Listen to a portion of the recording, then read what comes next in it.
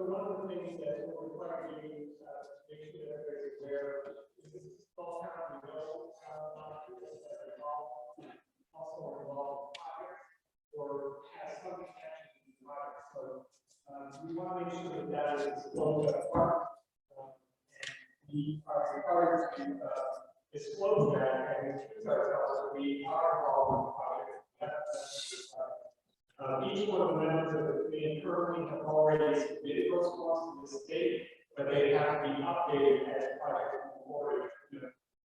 The list that we have today is different than what was originally presented, and there are some others that are still being worked on. So we want to make sure that you have mentioned to reach out to Dan.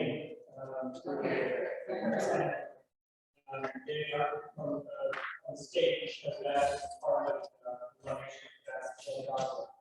So each local planning committee member is reminded of our obligation to disclose potential conflicts of interest in any of the topics that may be discussed today. If you have a potential conflict of interest regarding the topic you will be discussed with me, please disclose it now and include yourself in any discussion or vote about. For example, you may state that you or a family member have a financial interest in the project, or you are on the board of the organization that is proposing the project. So, Danny, if they've already disclosed that to you in the documents, do they need to do it again? If they've already done so, they don't need to update it. If there is a new project or something that comes in over the course of the planning process that they didn't disclose, then they would need to update it accordingly. Any members need to make a disclosure today that you did not already do? Okay. Well, I have one question. I may have to, depending upon how we work out the, if it gets forward, the downtown business fund, if we're going to do any work on that from the CRG perspective. I'm not sure how it's going to roll out yet. Did you disclose, though, in your original document? No, I don't know what our involvement would be, if any, yet. Okay. But when we determine that, yes, I will do that. Okay. Anybody else? They're here in this booklet that should be on your table. Did everybody? Yeah, for the purposes of the meeting, since you're just seeing the projects for the first time, right. If you're not aware right now, that's fine. Some of you may have submitted projects and you're aware, so please raise that now. Otherwise, as it comes up, you can just say, oh, I have a connection to this project, and we'll just make a note. And then you can update your forms. Yeah. Good question.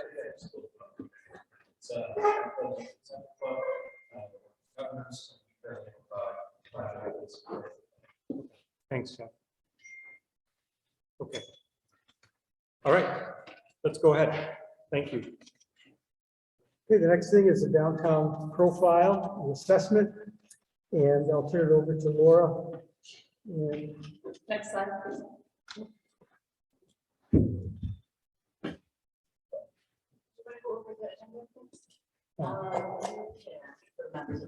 Yeah, sorry. Where is it? Yeah, James, can you go to the agenda slide and feedback? We'll pick up from there. Okay.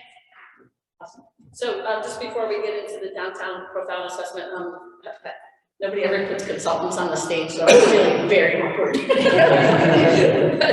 I think I know most people, but just by way of introduction, Lisa Nagel with Alon Planning and Design, with me, Laura Lorenko, and Aidan McKibben, Vaughn from both Alon Planning and Design. We're joined by our team members, Michael Scolo and Jared Shepherd from MRB Group. And we're the consultants working with Danny Lappin at Department of State and our other state partners at Homes and Community Renewal and Empire State Development to help the city of Gloversville in this process of preparing a strategic investment plan. And we took a lot of time in our first LPC meeting to describe that process. I just wanted to reintroduce ourselves. So we've been very busy since our last meeting as a group, and we are going to go over some of the information. As the mayor said, the first part of the meeting is a report out of some of our findings from the downtown profile. We also had a public survey that was open. Maybe many of you and members of the public had taken that public survey, so we want to report back those findings. Thank you. Did take that survey for your input. We also have spoken to a few folks that are in the room in terms of focus groups. We'll report out on that as well. All that information that you received, thank you again, has gone into developing and refining the vision statement. So we prepared a vision statement for the DRI application, and we received some great comments from members of the LPC and members of the public, and so we've tweaked that vision statement. We want to share that with you today. We've also used that input to develop a series of goals. So the vision goals will help guide the LPC in your review of the projects as we go forward. So it's an important piece that we'll pause on. We do encourage questions from the LPC. If you have questions as we go through this, as we said at the first meeting, we don't want all these meetings us talking to you. The second half of the meeting, we'll take a short break so everybody can get a glass of water and kind of stretch a little bit. Our second part of the meeting will be looking, as the mayor said, at the potential projects. And here's where the LPC members, as you have questions, we'll talk about those. Each LPC member should have an agenda and a packet of the projects that we have, both from the application and what we received through the open call. That will be the second part of this meeting. Really, what's of primary importance is 8 on the agenda for our LPC members. We want to talk about how we're going to evaluate these projects as we go forward, and the process for doing so. We're going to talk about LPC working sessions, where we will really get into the details. So today is really an introduction to the potential, keyword potential. This is what we've received. This is what we've vetted so far. Really, the intent isn't to get into the weeds of these projects today. It's the intent to present them all to you as the initial sort of grouping of projects as we go. 8 is where we'll get into the weeds with you in subsequent working sessions and the evaluation criteria. And then we'll talk about next steps. Any questions from the LPC on the agenda? And I just want to reiterate too, for members, I think some people were just coming in, we have a sign-in sheet for members of the public as you came in the door. Please sign in. We build a database of everybody who attends these meetings so that when we have future meetings and future surveys, etc., we send out a blast and let you know that those things are happening. There's also comment cards, so you can submit write comments and questions as we're going through this. And if you want to give them to Aidan, you want to stand up before you leave. We'll take those, and then also. There's a city of Gloversville DRI.com is you can also provide comments and questions through that. Some of you have been doing that. Thank you again for that. James, next slide. Oh, thank you. There we go. Sign in, comment cards available. Thank you, Laura. And then at the bottom, our little cameras obscuring it. City of Gloversville DRI.com. /contact, but there's a contact button on the opening slide. So thank you for coming. I appreciate that. So with that, next slide, James. We'll talk a little bit about the schedule. And so we're here. We started in February. We had our public open house. We had our open call for projects, and we received some projects through that process. We're here in the middle of March. And we're looking at some potential dates of a second open house. So everybody understands between now and that second open house, we'll have working sessions with the LPC. We'll refine the project list. it's our job to go back and get more information from potential applicants. And we'll find that. Michael and I will talk about that as we get to the second half of the meeting. Once we get to a project list that that LPC is comfortable with, we'll have a second open house. And it's at that open house where members of the public will be able to comment on the projects themselves. And so we're aiming for middle of April, but you know, it's to be confirmed in terms of our working sessions. But somewhere in April, we will have that second open house. Okay. So, are we cut off on the side there? Just saying that, just saying that, right. So just as a reminder, we're working towards a strategic investment plan, a draft. Right now, we're still aiming for June. That'll go to the Department of State staff, Danny and his colleagues, and they'll review it with a final due in July. So we're still working towards that deadline. So we're on track and moving towards that. Next slide.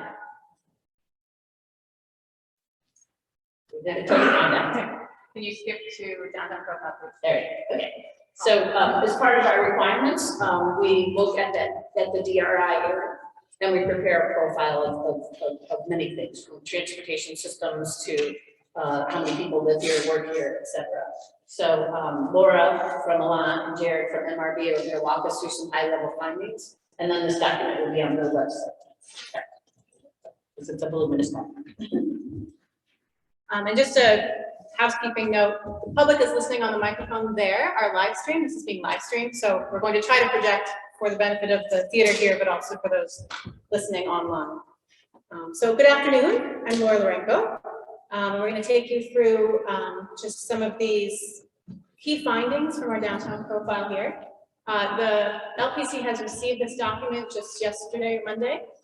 So you'll have a chance to go through the full document and comment on it for us, but we wanted to give you some key findings today. If you have some questions or reactions during the presentation, please feel free to raise your hand or interrupt us, and then you'll have a chance to go through that in a little more detail on your own time. Jared, do you want to start with this one? Sure, yes, yeah. As you've heard, we began, or part of the opening part of this process is to have some data to have a foundation and establish some clarity, particularly when it comes to market demand, demographics in the population, and understanding the needs of the community, and really dialing down and drilling down into the DRI boundary so that we can understand that in the context of the surrounding area.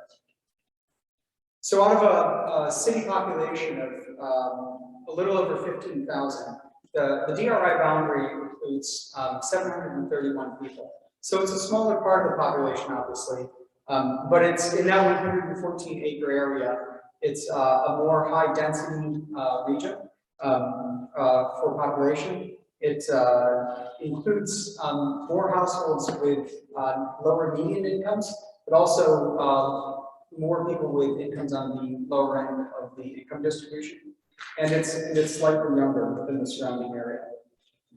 So in the DRI area, there's a lack of middle market housing and market rate housing and other housing options for this community. So one of the needs that we've identified is that there's a need for more connected communities, services and public spaces, as well as employment opportunities for the residents. And there's an opportunity here to take advantage of second and third story spaces for residential opportunities. James, next slide, please. So as in a number of places in upstate New York and throughout the country, over the past decade, there's been some decline in employment, some of which has been driven by changes in industry sectors. In Fulton County, there was a 9% decline from 2010 to 2020. And this net job loss also had local impacts. Though we feel that about half of that job loss we can attribute to the experiences from the COVID-19 pandemic. And depending on economic sectors, there's been some rebound there. There's also been a projected regional growth in retail and manufacturing that would have additional spillover effects and help feed some of the opportunities that we expect to see in downtown. In the DRI boundary, Local employment is currently driven by some key anchors through government and services, some of the key downtown businesses like Castelline Jewelry, and also a lot of other local small business support that, including 6 businesses that have opened recently, that provide jobs and are meeting the market demand that we've been hearing in our conversations. Next slide, please, James.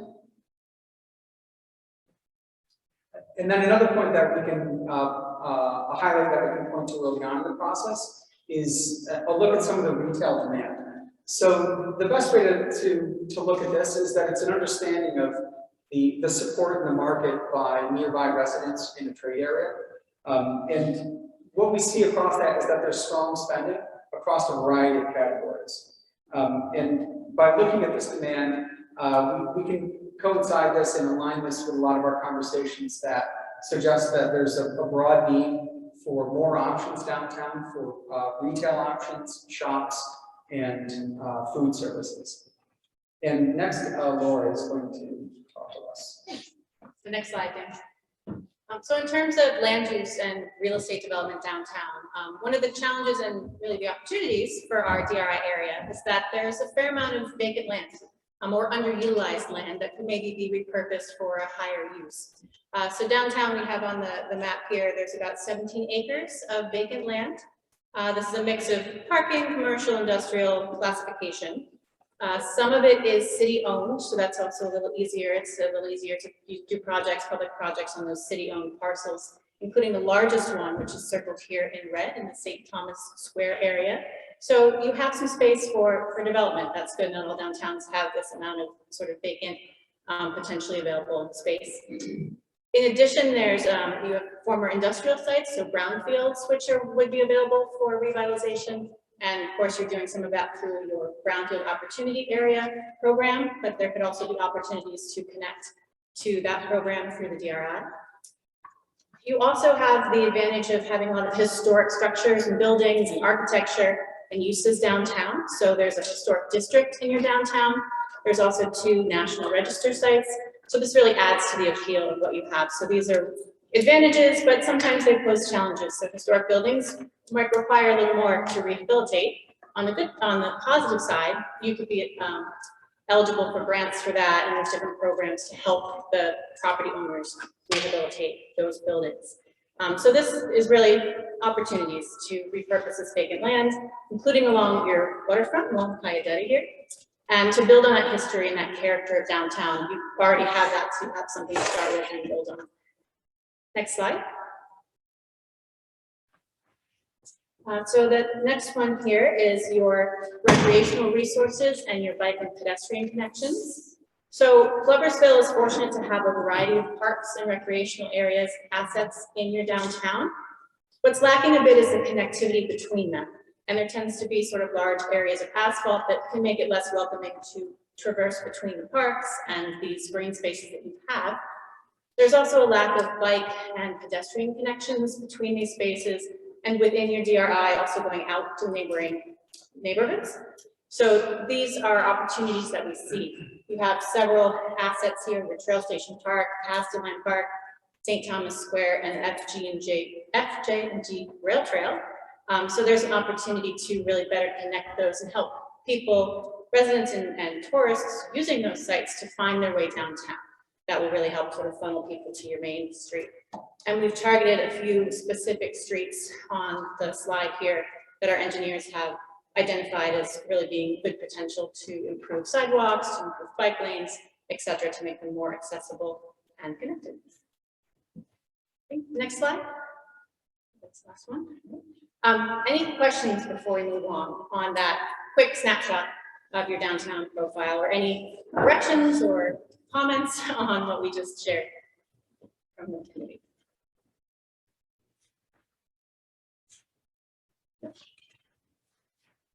Okay, well then I will continue talking. Thank you. Next slide, James. So what we've done in February is we went out with our first virtual open house. This was open from February 10th to the 23rd. And I'd like to provide a little bit of a summary of what we heard. We've also provided the committee with a full write-out with the full answers as well. So you can go into more detail if you'd like to see all of the comments that we've received. So for this open house, the purpose was to really introduce the DRI to the community. The community is quite familiar through the application process, but to sort of reintroduce now that we've won the award, what the planning process will be, what the deliverables are, and to give an opportunity for different comments on the process, and also the goals and the vision, which I'll do after this session. That's our next part of the agenda. So just a sort of quick summary of comments here that came in related to the planning process and the deliverables. We heard a lot of appreciation, there's excitement, of course, that Gloversville has won the award, and there's a support for this transparent and participatory process that's been proposed in the public engagement plan. We also got comments confirming some of the data that we were sharing on the downtown profile. So that was encouraging. People were agreeing with what the data is showing, so we can build off of that to see what the needs are downtown with our projects. We also heard support for a project selection process that really vets the projects, the sponsors, to really make sure that we're prioritizing projects that will be feasible, that will be sustainable in the long term, that have a broad public benefit, some benefit outside of the project itself.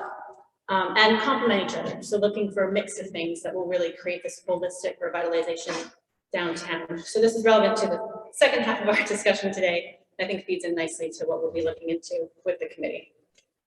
In terms of the DRI boundary, there's an opportunity to comment on this as well. Most folks liked it or they didn't have a specific comment on it. A few had some questions about how it was developed, and maybe there were some parks or landmarks or businesses further north that should be included. This is also something we'll discuss in the second half of the meeting as well. Next slide. In terms of draft strategies, so we asked the public to comment on the vision, the goals, and then strategies to achieve those goals. All of these, there was quite a long list. They don't all fit on the slide here, but they all received some support. These are the same strategies that the LPC commented on in your questionnaire too. So most of them were well received. The most popular related to making downtown a destination for a variety of activities and uses, while also preserving the historic character. So those sort of rose to the top as the favorite strategies. The second most popular really related to improving public realm. So parks, green spaces, streetscapes, etc., but all received some support. Next slide. We also had space for just general comments, and several community members took this opportunity to share some ideas or things they'd like to see downtown that we could potentially incorporate. So you see them listed here on the slide. There was some comments on needs for additional recreational resources, especially for kids, support for projects that would support the creative arts and local artists, looking again, talking about usable outdoor spaces, using the creek, incorporating multi-generational design, so all ages could enjoy projects and benefit from the outdoor spaces as well. Again, historic markers and signage, having a diversity of attractions, filling vacant spaces and buildings, supporting your small businesses, increasing and enhancing downtown living, housing, and celebrating diverse history, people, and culture of the area. It's a sort of summary of some of the ideas we got for projects. So that was the virtual open house. We'll come back to the vision and goals comments in a second, but now Jared and I would like to pivot, next slide, James, to the focus groups. So we've also been, in addition to the open house, we've been having interviews and focus groups with different organizations and individuals downtown. There's a sample listed, the types of people that we've spoken to so far. So this is ongoing. And this gives us a chance to do a little bit of a deeper dive in specific topic areas or interest areas with stakeholders and groups downtown. So you can see who we've spoken to so far, and we'll just give you some highlights of the conversations we've been having. Once we complete all of those discussions, we'll share some written comments with the committee as well, so you have that for reference. You see some quotes here on the bottom from what we've heard as well. So just to summarize, next slide, what we've been hearing from different folks. Again, we hear this theme that people really want more destinations downtown. So including nightlife and entertainment, places where you can go after 5. Restaurants is a very popular gap that people have pointed out, and different affordable entertainment options we're hearing from different groups. That was kind of a cross-cutting theme. In terms of the arts and culture, some of the arts and culture stakeholders we spoke with would like to see further development of spaces and programs and resources. So this could be your existing resources like the theater, like the dorm, and adding to that as well. So there's more places for artists to come together, to meet, to display their art, to have different events. So looking for more spaces for that. Accessibility came up both in terms of for seniors, for people with disabilities, for different people of different abilities to be able to have more accessible streetscapes, public spaces, and to be sure we're including them in our designs as we go forward with some of these projects. Inclusivity as well, so inclusive programs as we're programming our downtown, inclusive outreach to make sure we're engaging these folks that can be harder to reach, and those spaces as well for different ages, cultures, and abilities. We've heard that come up in a couple different groups. Better marketing on what is downtown to different folks too, so that we just heard some people just don't know, they don't come downtown not enough. So giving that outreach of what's downtown here so they understand, and that might draw them downtown a bit more. Using existing resources and programs to leverage more funding for sustainability improvements. So Mohawk Valley actually has a lot of programs for clean energy, for heating and cooling, for electric vehicle purchasing, etc. So making sure we take this opportunity as we're developing projects to connect to those programs and see how we can leverage additional funding for your downtown that come out of our sustainability group. We heard some different things about having places for unseen and or disadvantaged folks. An example that came up was caretakers and the people they take care of. Sometimes they're not sure where they can go, where they might be welcome. So considering folks like that in our projects and our space design downtown. I'm not gonna, some of these other ones are pretty self-explanatory, but I'm gonna pass to Jared now for some of the business outcomes and discussions with the business group. Sure, thanks. Just really quick, Jared, can you make sure you project? Yes. The speaker was like, one person online was asking for people to be a little bit louder. Great, thank you. I have the pleasure of speaking with some members of the business community on an online focus group during a blizzard in February where the mayor stopped in to pick up a shovel at a downtown business where we were speaking with a focus group about their observations, many of which are aligned with the other focus groups, the open house as well, that there's a need in downtown for a variety of options and services, that there's unmet market demand that the business community is looking forward to meeting. We asked them questions in this focus group about what's missing, about what the opportunities are, and some of the trends that they're seeing. And overwhelmingly, we heard about again, the need for more options for both visitors and residents, but also that arts and culture have been a crucial part of the work that's going on in Gloversville and is expected to be an ongoing part of the revitalization that's taking place. I also heard about recreational tourism opportunities and excitement about various sports activities and ways of connecting tourism for recreation in the Adirondacks, and opportunities that you also have in arts and culture. And when we spoke with them about the assets that they expect to leverage in the community that are available, we heard about physical assets, so the historical character of the buildings, the high quality of the building stock that can be rehabilitated, the human assets that are available in this community. So people spoke about outstanding capacity among developers, interest in the public to align and move in the same direction. And we also heard about the locational assets in this community as they're located nearby to a number of strong markets, local transportation, and of course the surrounding beauty of the Adirondacks. Thanks. Next, any questions or feedback or comments on the focus group or the open house? Stakeholder sessions.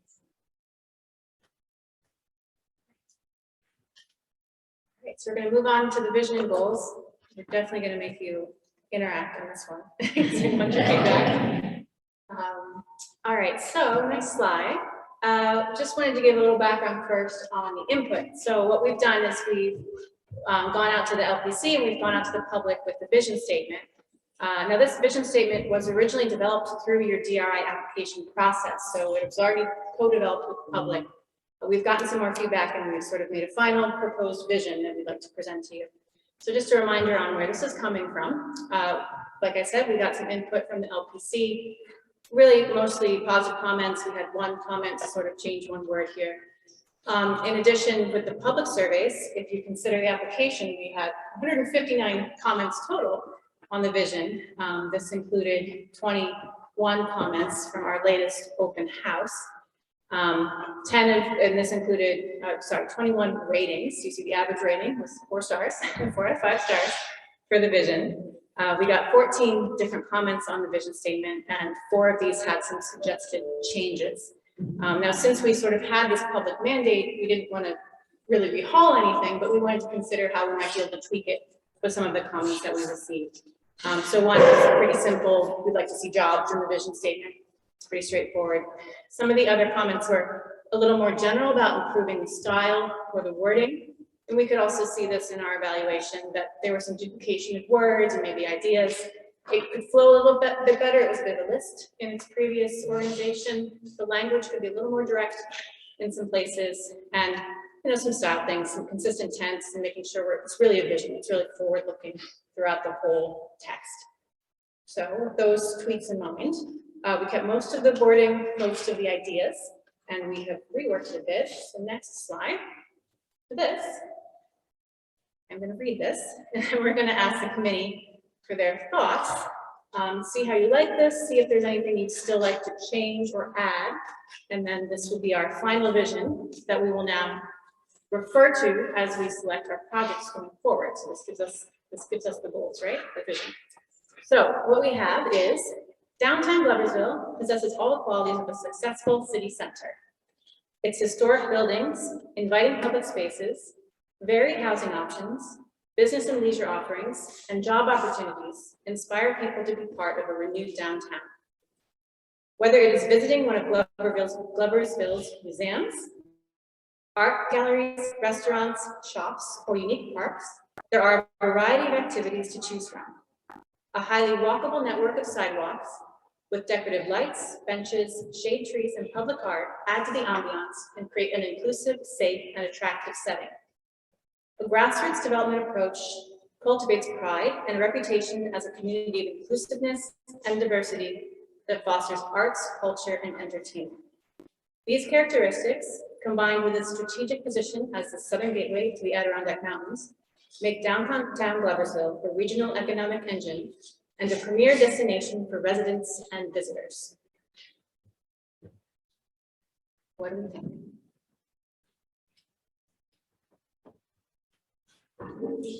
It's good, it's a mouthful. I would add premier destination for residents, employees, and visitors. Yeah. So that the emphasis remains on employees. Well, these employees are actually the same. Just something to do with employees, because Something business friendly. yeah. We don't talk about businesses and businesses. Resident visitors or. I want to make it wordier since Ron already said it's a mouthful. Businesses and employees. Residents business. Residents, business, or visitors, or residents, Businesses. commerce, or visitors. Commerce and visitors. Just something that adds the business, because we can't do this without jobs, without people working. Working downtown.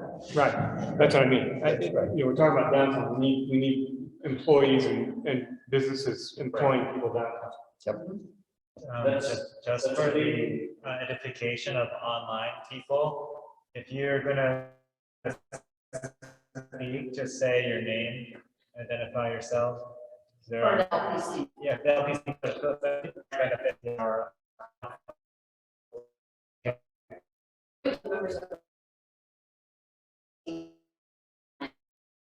Sorry.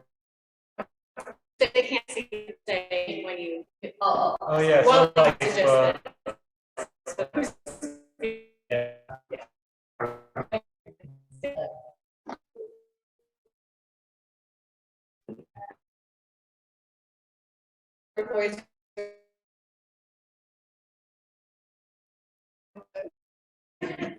We can work.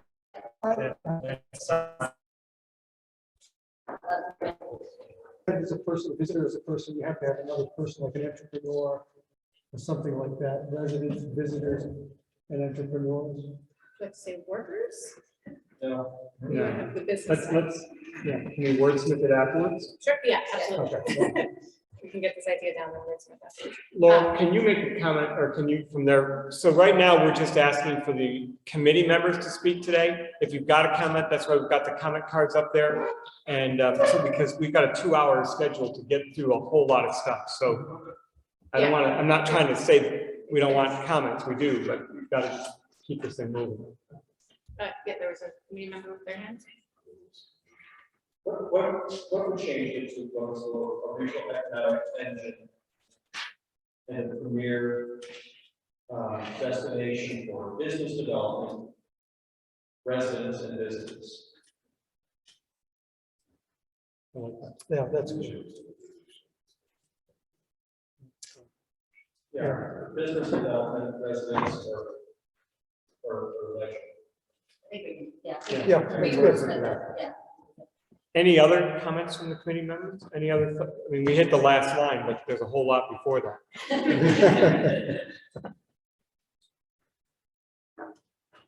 Or could even change the tense to build business, reside, or visit.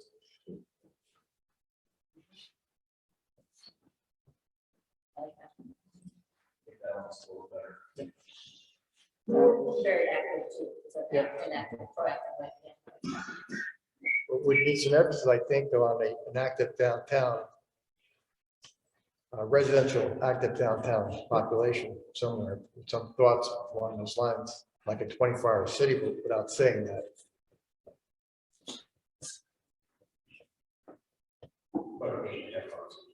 There you go.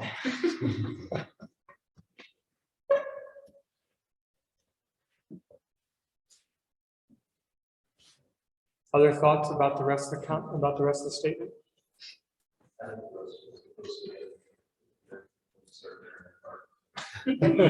So we have Time that consuming. series of goals that build on the vision, so this is part of it, but now we'll share with you the goals, which are get a little bit, dive deeper down the vision statement. So just so you know, that's on it. Yeah, that's when we'll, Chris, that's when you'll find better language for them. Or an additional goal, I'm thinking, so let's see if we have it covered, because we were talking about this business aspect actually a couple days ago, back in the vision, so yes, let's see if we have it covered. All right, so next slide, James. So the second thing that we put out to the public was the goals. So this is also something we had in the application, was goals related to the vision. So we share this with the LPC and also with the public in our virtual open house. Some comments, but no changes from the LPC. From the public survey, we again had 22 folks rated it, so just shy of 4 out of 5 stars was our average rating here, and 14 comments. So 6 of these were supportive or general comments, and then we had 8 substantive comments. Some felt it was a bit vague. This is a little intentional. These are headlines, and then they will be supported by specific detailed strategies. That was that strategy list that we had earlier. So it is meant to be, kind of a short statement in the goals. So that's a fair point. They are big.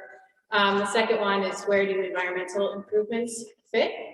Just to answer that, it would be goal 4 right now. That's where we're putting those with the strategies, but we can see if that's coming through clearly with how we're wording the goal. Then we had some specific comments, and some of this echoes what we heard throughout the other comments. So on goal 3, it was reading, people felt that it was reading like it was saying we were focusing just on low-income housing, where the need is really for a full range, the low, middle, and market rate. So they, for the third goal, which was, it was housing opportunities for all, the public was interpreting this to mean just low income when they read that. And saying, don't we actually need a full range, which we do. That's what we intended by that goal, is that it's low, it's middle, it's market rate, and it's a mix of different options downtown. So maybe we can word that better, so it's communicating that. For the fourth goal, the public was saying, the fourth goal was activate public realm. And they were kind of saying, well, the way to do this is also about how we design the spaces, the quality of the environment, of our natural resources. So again, maybe we want to change the wording so that's clear that that's what we mean. And the sixth goal was enhance mobility. And for this, we really hadn't heard the emphasis that this should be for all groups. So we might want to put that right in the wording as well. Is there a way to put some guardrails around number 3, around goal 3? I think there's a broad misconception by the public at large about some of the definitions of housing that are thrown out. It's when we talk about market rate housing and middle income housing and low income housing, I think that folks have a hard time figuring out where they may fit into that mix. And I think it creates some negative feelings about some projects that are proposed. When folks hear it's designated as an X, and they consider that to be, they have a perception of what that is. When they learn that a working housing is for a median income range of X and Y, I fit that. That's something that I would benefit from, and I know something would benefit from. But given the disparity of housing markets across the country and even across the region, I think it'd be very important to put some kind of definitions around that, although it may be hard to put extremely specific ones. An expensive house in Gloversville is a starting house in Saratoga. Right.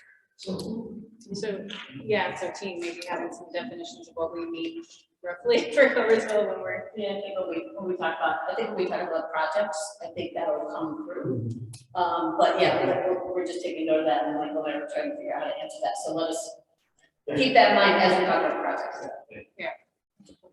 I do have a preliminary answer for you. It's a little canned, but AMI is area median income. And generally speaking, populations below 60%, below 80% are served by various housing projects or other government assistance. Housing above 120% area median income generally takes care of itself. It's the middle, 80% AMI to 120% AMI. If I had to give a definition, that's the definition I would give. So it's the middle, it's the, you know, the working household earning money today, dependent on And and I understand that, but that's 4 rungs above the average person earning. Yes, yeah. And we can put actual numbers. That'd be great. So next slide, James. So this is what we did. So no change on the first one. We took out the word downtown because it's implied. So spur vibrancy through economic development. No changes on the first one. The second one, create downtown cornerstones. This is about sort of the physical, historic facades, etc. So no change to that. On the third one, we had housing opportunities for all. It now reads offer a full range of quality housing. So we talk about if we like that or not, or if we want to tweak it some more. On the fourth one, we changed it from activate the public realm to foster an inviting public realm. We felt that kind of let us include some of those more natural aesthetic improvements, natural environment, etc. So that's how we worded it now. No change to the fifth one. And on the sixth one, we added for all users. So enhanced mobility for all users. What do we think?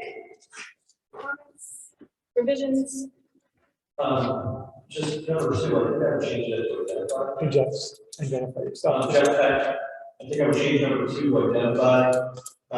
First, to take redundancy away from 5, and it's also an action word. It covers more line for the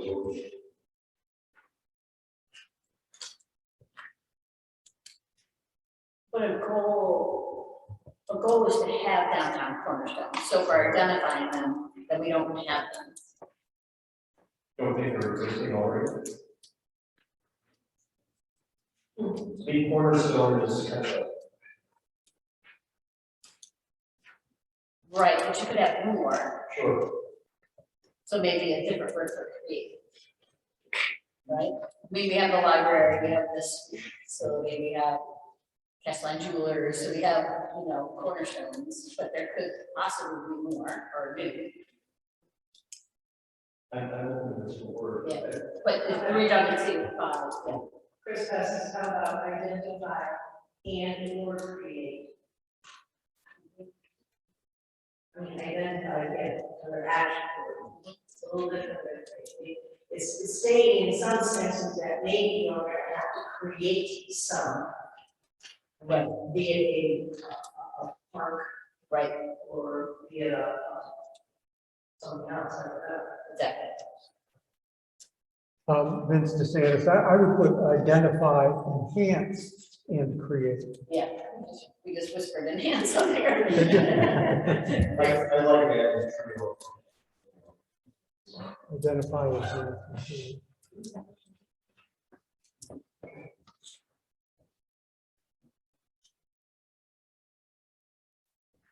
What about number 3? Is this saying what we want to say? Is there a better way to say this? David, I was thinking offer a full range of quality living options. That some people think, I don't want to live in a house, I'd rather have just an apartment, I don't want a yard. Housing, you think of move to a house. yeah, I like that. That's good.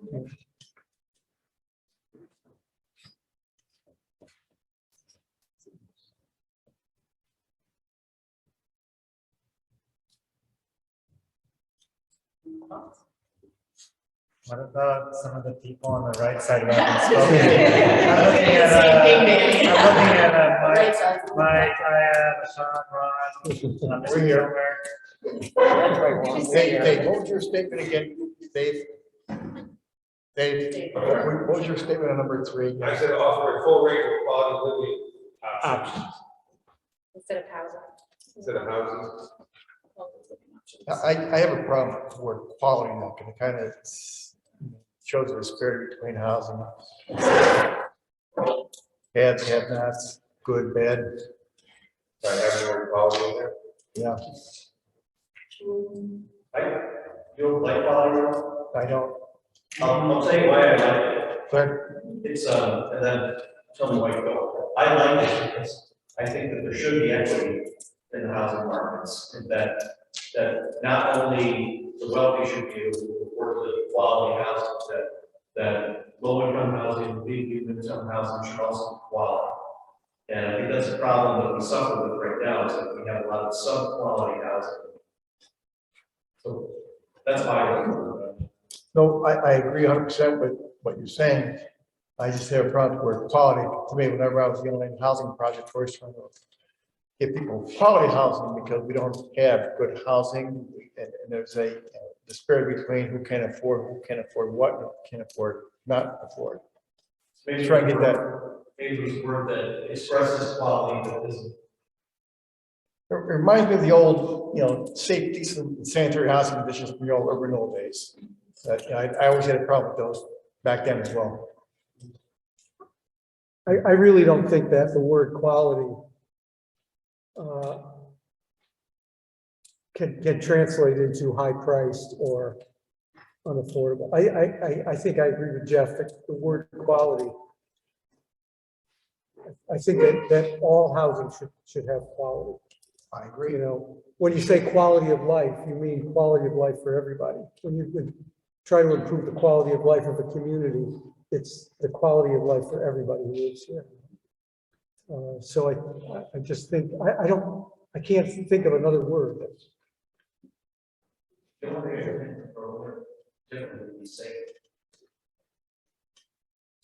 I don't like that conversation.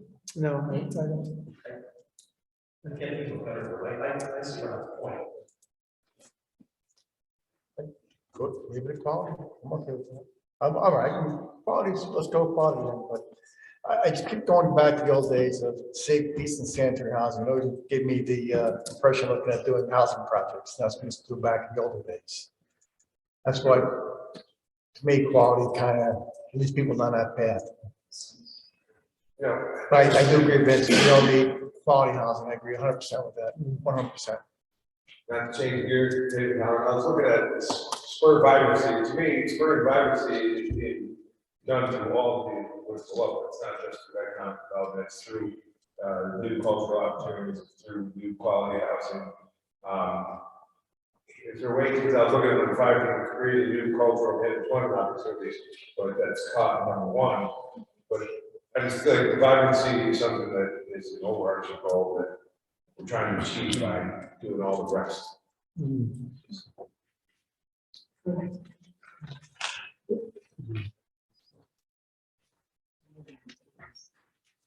So why don't we,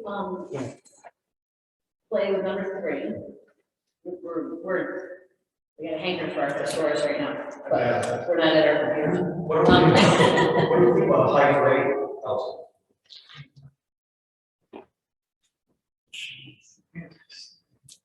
Better or worse? I think it's worse. How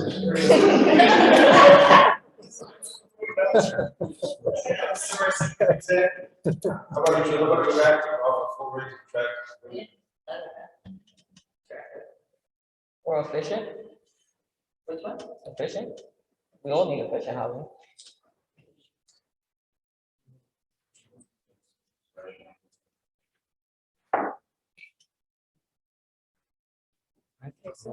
Desirable? Quality is the word, I think quality is the word that works. Yeah, sorry. We asked them to speak up. Everybody has the opportunity to achieve that goal. Everybody has the opportunity, everyone, every spectrum, income level has the opportunity to live in quality housing. I guess I'm okay. So I have a desirable, I have just like that.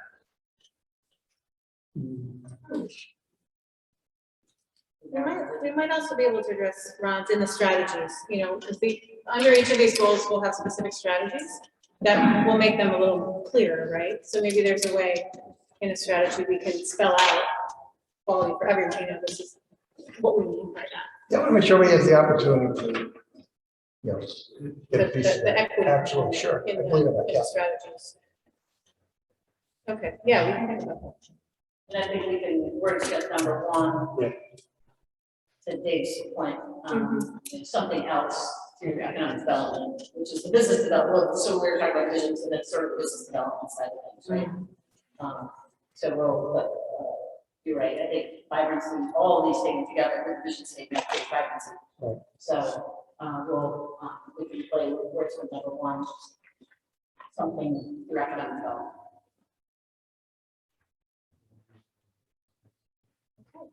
Well, we're at time for this. If you have other thoughts, let us know, but we'll leave it there for now. We'll think of your comments and then we'll kind of finalize this, but I think what we'll do is we'll follow up with the committee. If there's other things that you think of in the next few days, we'll get a chance to capture those before we move on completely from the goals and the vision. Following the mayor, do you want to take a short break or do you want to keep moving? I think we should keep going and. This is a couple minutes. Yeah. Okay, 2 slides ahead, James. If anyone needs the restroom or anything, though, please just, you know. Can we point out where the rest of the back? The ladies' room is here, and I think is the men's room. Oh, yeah.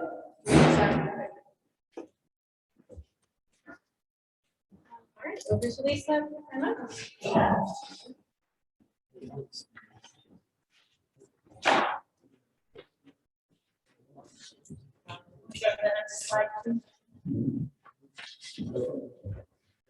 feel like, and Charlie Brown's Christmas. When they say, when late Christmas.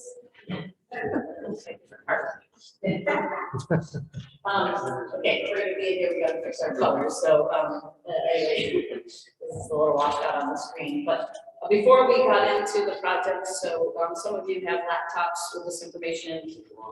We then provided a packet for each one of you at your seat. We're gonna go through a summary of each one, of each of the projects that we received, and just as a reminder, of what's eligible and ineligible for the project types that we're talking about. We're talking about public improvements, so we've already alluded to that through your parks and connections. I'm talking about new development, redevelopment, and rehabilitation of existing structures. Talking about site improvements and also branding and marketing. What's not allowed is on the right-hand side of the screen. So any type of planning activities, ongoing operations and maintenance of certain things, Any pre-award costs, so just in terms of the timeline, remember this is due final plan in July. Remember that the plan will go to Albany. Albany will evaluate the plan, and Albany will decide which projects receive the $10 million. And then, so any costs incurred before that announcement would not be eligible. Property acquisition, training, expenses related to programs, and construction rehabilitation of standalone parking garages. That's new in this year's DRI, because it came up in a lot of other DRI because they're expensive. Okay, and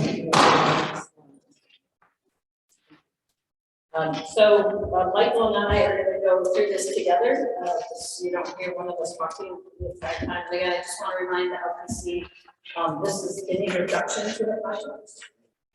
We can certainly try to answer some questions, but the intent is that after we go through these projects, we're going to identify some dates and times with you to do actual working sessions to review the projects in detail.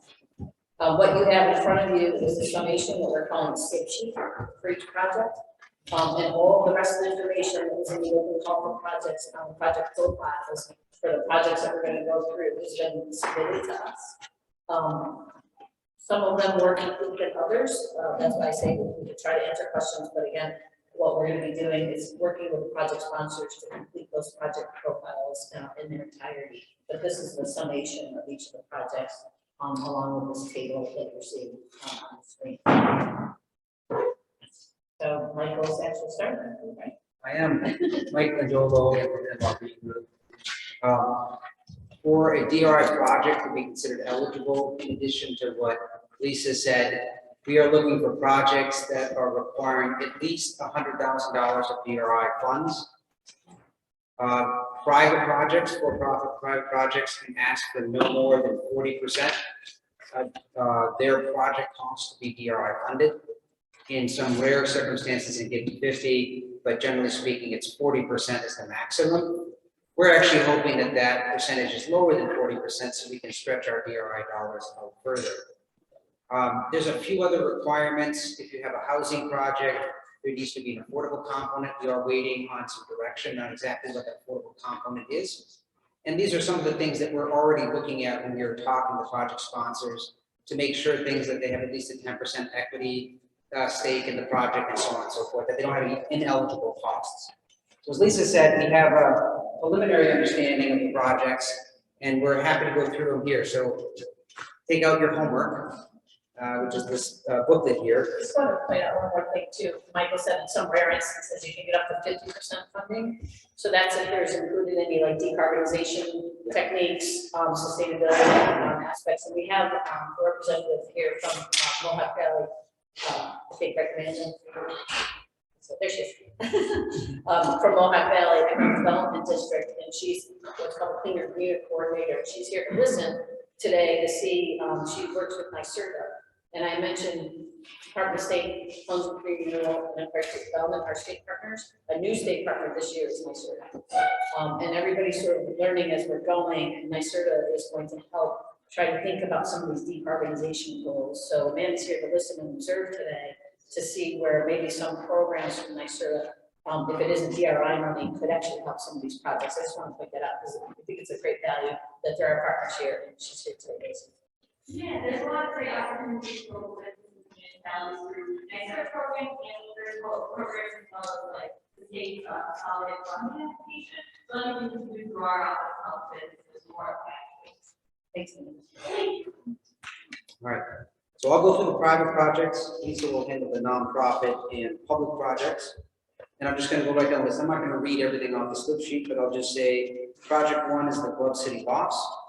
It's artist housing. It's 75 units. There is a proposed 15,000 square foot art gallery that will be part of it.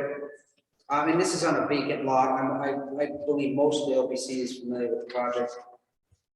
There's going to be 2 jobs, and there's a number of co-funding sources that the developer has already secured. This appears to be a highly ready project. They have a number of the funding sources already put together. It's a shovel-ready site, and they said they're ready to start in 2022. Obviously, you can see the other elements, the critical ones being, it is a $21 million project. They are asking for $1.25 million.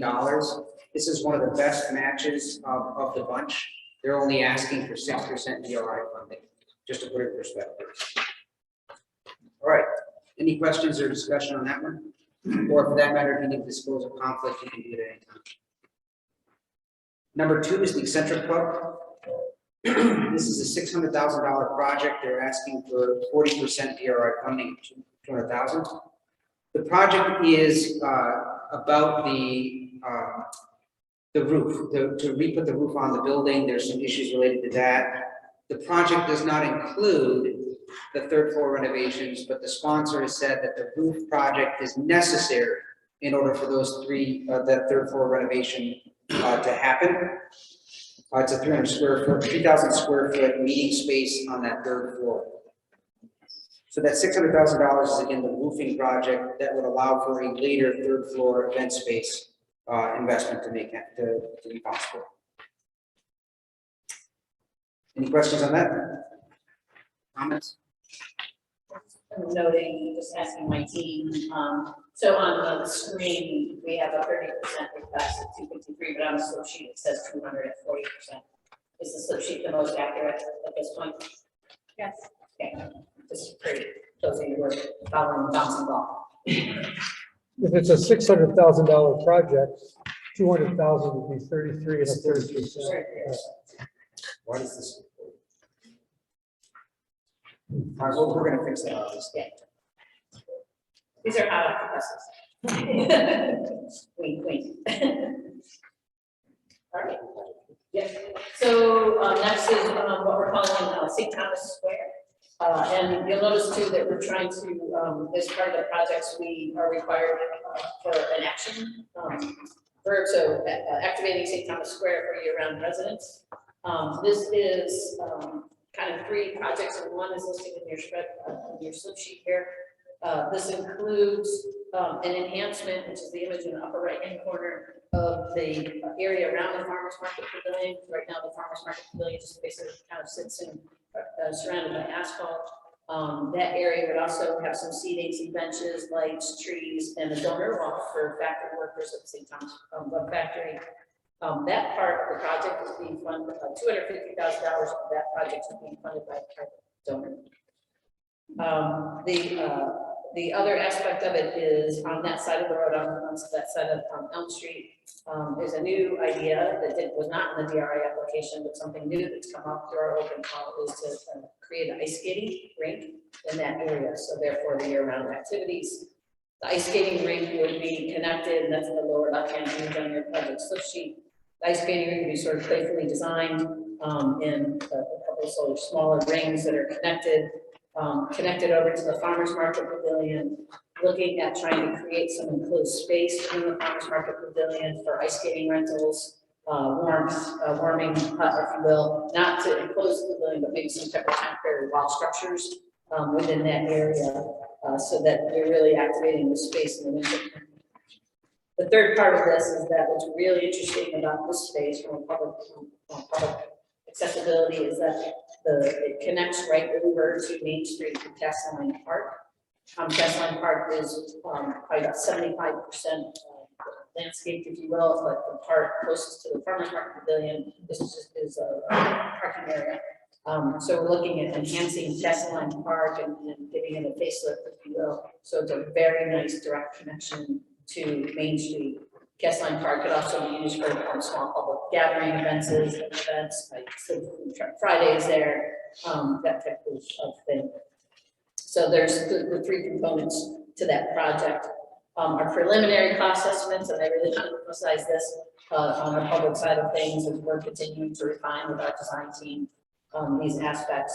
But the preliminary cost on this is about 1.4 million, and the DRI funding requests would be about 60% of that, so 677,000.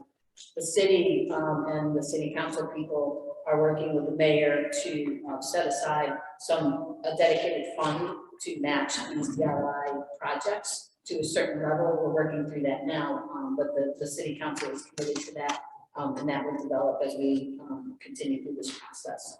I wanted to point that out. So the project is on Elm Street, largely in Castle Lake. So, that's a great one. One more thing about that. Yeah. What, the skating area, which I think is very nice, but what would that be the other 3.75 systems? Oh, we remain park. Okay. It also could be used for inline blades and other recreational events in the summertime. Thanks. All right, project 4 is the root block. Total project cost of $1 million currently. I will say that we are working with the applicant.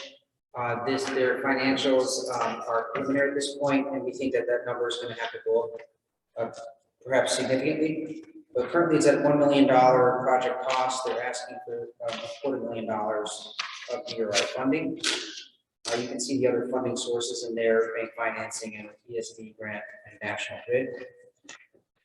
This is obviously on North Main Street. The building is largely vacant. I think you've seen it's missing some windows, and there's a couple of facing bricks that have fallen off.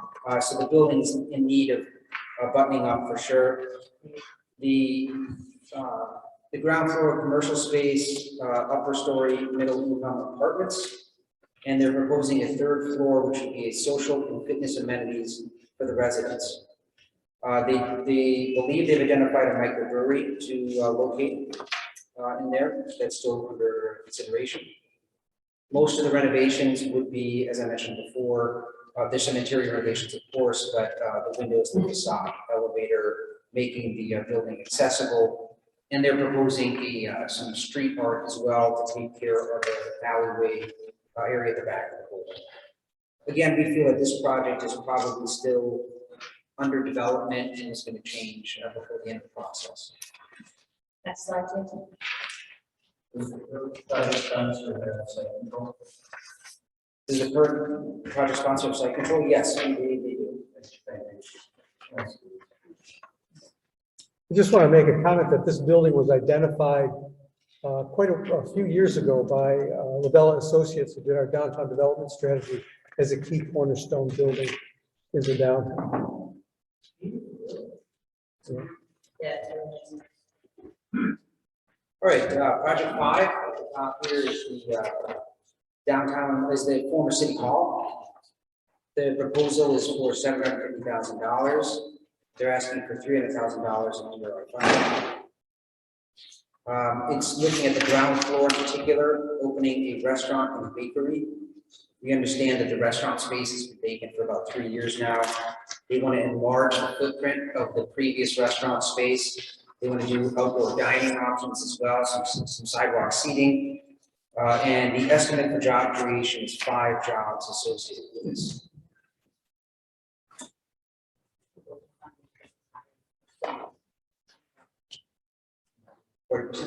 Yeah, that's right, 40%, yeah. Just pointing out that remember that maybe 20 to 30%, so something like that. Right. And this again is something that we'll probably need to be going back for sponsors about to finalize those numbers. All right, project 6 is the Carriage House. It's at 39 North Main Street. A $3.4 million project. The DRI funding request is $1.4 million. It's listed at 43% on the sheet. It's actually 41%, not 43. But it's still slightly over. So they, no matter what, they're going to have to come down on that number slightly, perhaps more. So they're proposing a mixed-use building there, full-service microbrewery restaurant, market rate housing and event space. The building's been vacant for a couple of decades now. I'm sure you're familiar with the building. They're looking at a microbrewery and restaurant. The microbrewery would occupy the ground floor space, but also be using a part of the second floor, of the first floor space and the basement for production and for event spaces for banquets. On the remainder of the upper floor, well, the 3rd floor and the rear part of the 2nd floor, they're proposing to put studio apartments at a market rate level. This, there's a proposed approximately 20 jobs associated with the project. And it fits into the public's request for more activity and more things to do on Main Street, more commercial development. Any question on this?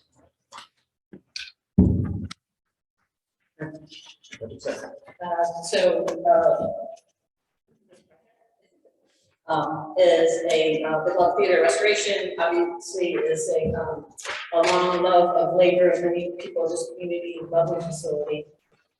This project for the DRI specifically, we've identified about $2 million in project costs. And you know, I won't go through the text because you know why this is here and what this does, but at the bottom are bullets. Right now, there is a need for, I'm going to start with the sprinkler system, the second bullet. So the sprinkler system, the Glove Board has committed and has gotten a quote for $40,000 to fix the sprinkler system, and they're going to move forward with that. So their equity contribution will be for the sprinkler system. This is a nonprofit entity. Nonprofits can receive up to 100% of the funding. The sprinkler system is key. That's why I want to start with that, is because right now this facility is limited to 100 people. So if we can get the sprinkler system, more people could attend, larger events, increasing the holdings, et cetera, et cetera. So it's sort of a key piece in launching this. Another one is fixing the plaster walls on the side. If the plaster walls, before they can be fixed, the air conditioning needs to be put in place too, because if the plaster walls are repaired, commercial air conditioning, the repair won't take. Other parts of that $2 million is renovating the balcony above with carpeting and floor and fixed seating. And then the other thing is the rigging system of backstage here, and it's outdated. And James is saying perhaps unsafe. I agree. Laura was going to pull the curtain over, and James was like, no.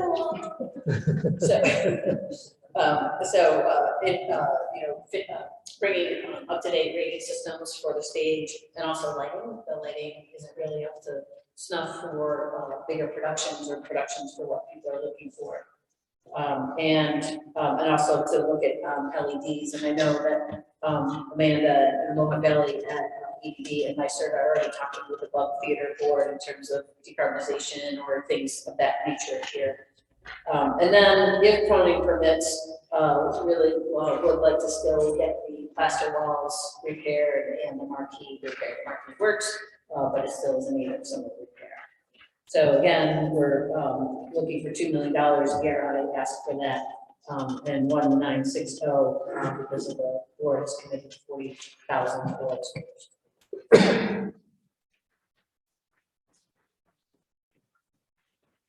Then the last one on the slide here, the Shine, so next door, wonderful building. I have to say that I'm an investor in the Shine building, one of those original investors, so. Thank you. Yeah, I am too. Again, I think a well-known story is in Gloversville, but a labor of love for local investors who have helped save this building. It's a beautiful building. The ground floor has been renovated, this second floor largely renovated. And so what this project is for the third floor. Right now, what is looking to happen is not the investment group, not the LLC will be the applicant, but a new to be formed nonprofit entity, 501c3. So we don't have a name. It says project sponsor. This is nonprofit 501c3. We'll put a name there. And the idea here is to renovate about half of the third floor for a Glove museum. Daniel Storto, again, at the door here, who is perhaps probably known by everyone, but a very fascinating story of someone who relocated here to learn the glove trade from the people who make gloves in Gloversville, and is now making gloves for the stars, among other people.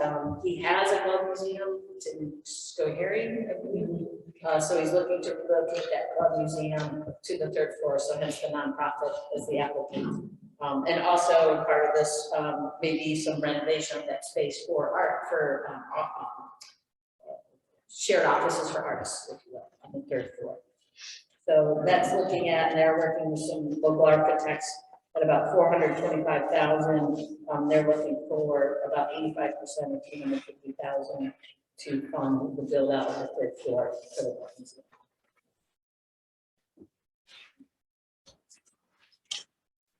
This is the Next slide. okay, 9, right? Number 9. Everybody still with me? So creating safe and inviting connections. So this is all about, as Laura showed us through the downtown profile and the public input, a lot of talk about connections, safe sidewalks for accessibility issues. You have a senior living center downtown, apartments. We have senior living apartments in close proximity to downtown. We have an aging population, visually impaired people that live in the community. So really trying to make this a safe connection on the pedestrian, on the sidewalk side of things. Also bicyclists, and some of you know we've been working with Gloversville on a couple other planning projects. And this has come up in every single planning project that, that the city has done. The area outlined in red on your slip sheet here is Church Street primarily. So we would come from Frontage Street, Church, to what I call Bleecker Square, from the Methodist Church over here, up now to Castelline Park. And so what we're looking at on Church Street, there's an initial rendering in the right-hand corner. It's a photo image of what we call cycle track, where we want to put on one side of Church Street, which would be the south side of Church Street, a two-way bicycle track. So you can, the bikes don't go on each side of the road, but they stay on one side of the road. The reason for that is that we would improve the intersection over at Frontage, and that would go into the Trail Station Park expansion, which the city has already a Parks and Recreation grant to put in a spray pad, walking paths, and some picnic areas and shade trees. We're going to come back to Trail Station Park as the last project because there's an additional need there. But the idea is that you can come down the FJ&G over the bridge through this new park, cross over in an improved intersection at Frontage as a bicyclist or a pedestrian, ride along Church Street, and then we'll continue the bike lane up Elm Street. So we're trying to get people directly onto Main Street as easily as possible. And so that's where the Castelline Park comes in. So this image shows all of the improvements that we're talking about. But for this project, it's the area highlighted in there. No. We can talk about that, but it's not right now. It's not right now, but that's a priority. There's got to be a level bridge. It's got to be nice and wide. Right. And bikers, yeah. I did not include that in this, but we can talk about it in our working session, but I do have a cost. So one of our team members is Green Peterson, and they did all the improvements on Main Street. And so they helped provide the cost estimate for what you're seeing today. And I did ask them for a cost on that bridge. Oh, great. So we can add that in here. So for the area outlined in red, it's about $1.5 million. They will take 6 rounded. So again, the city would be looking for a 60% request of DRI funds, so 942,000 there. All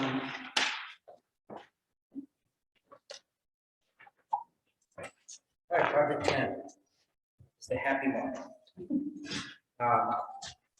This is at 13 North Main Street. It's a $2.5 million project. They're asking for $1 million, which again is just over 40%. So that'll have to be revised. The proposal is actually the developer in this case is asking for this, and they're going to actually convert the upper floors to their headquarter offices. The lower floor will be, of course, the Happy Buck itself, which is a coffee shop. The building's been vacant since the 2010s or so, and we're looking at a 12,000 square foot building. There's also a proposal for the ground floor related to co-working. We're getting a little bit more detail on that from the developer. We have site control at this point, and you can see there's a little additional co-funding that comes along with this as well.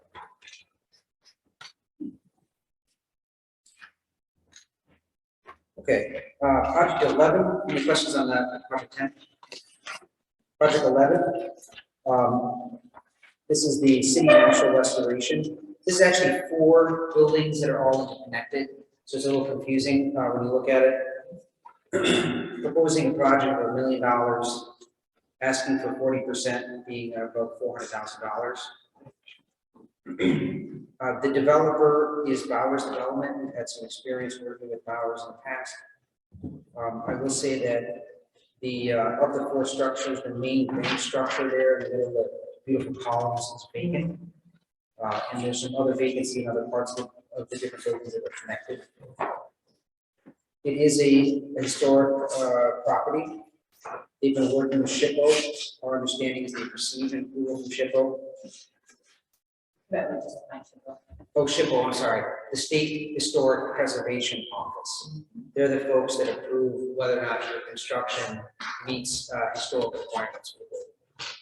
There's also a gateway of tax credits that have to be approved by both the state and the federal government. They're looking to develop professional office suites here. And there is also a number issue here in the 4th paragraph. That number should be $925,000 allocated and $200,000. It says $950,000. They do have site control.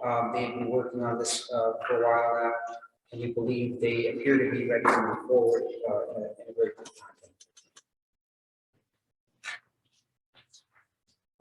time. Those are 10 jobs associated with 10 jobs.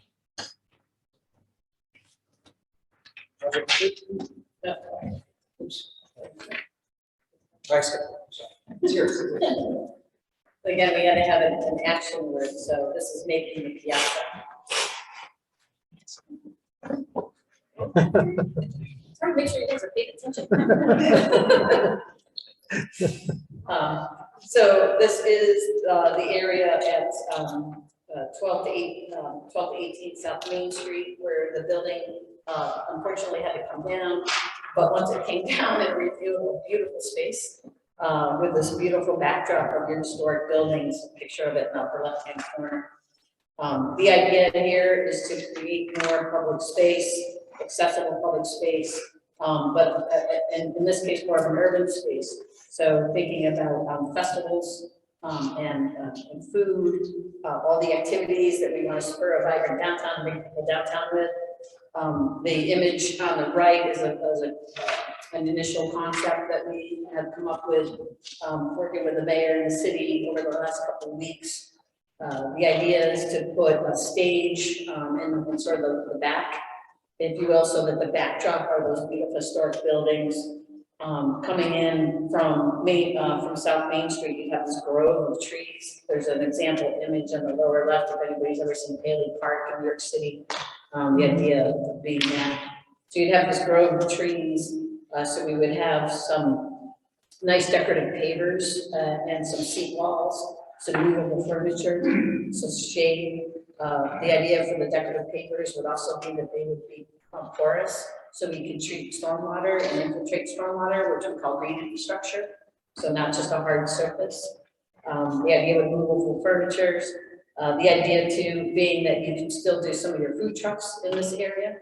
And when we were out looking at the site, we got thinking about, well, food trucks are great if you have a food truck, but some of your restaurants, local restaurants, may not have a food truck. So in addition to having food trucks, we would set up sort of temporary stalls where maybe a local restaurateur could come and there'd be some power, and some shelves and things of that nature. So if it's a local pizza place or something, they could make a bunch of pizzas and, bring it and sort of be like a food truck, but obviously not, it wouldn't be a food truck.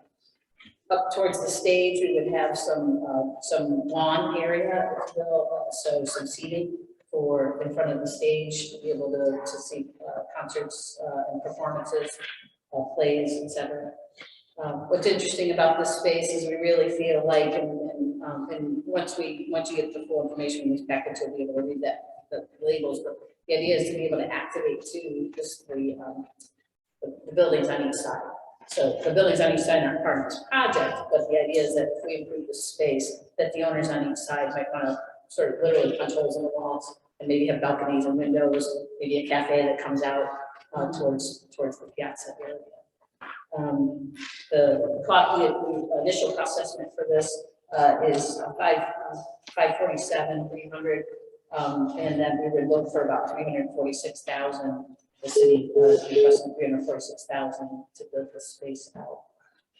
I will say too, in the public comments, we have been calling this Latour Piazza, and something to think about with the LPC, we'll discuss in our working sessions, is one of the public comments that came through, so maybe thinking about naming it after someone else in the community, and they actually provided, Audrey Brown. Yeah, so, maybe just thinking about, you do have a lot of Latour name things in the city, but maybe there's an opportunity to think about naming this after someone else in the community. So just food for thought.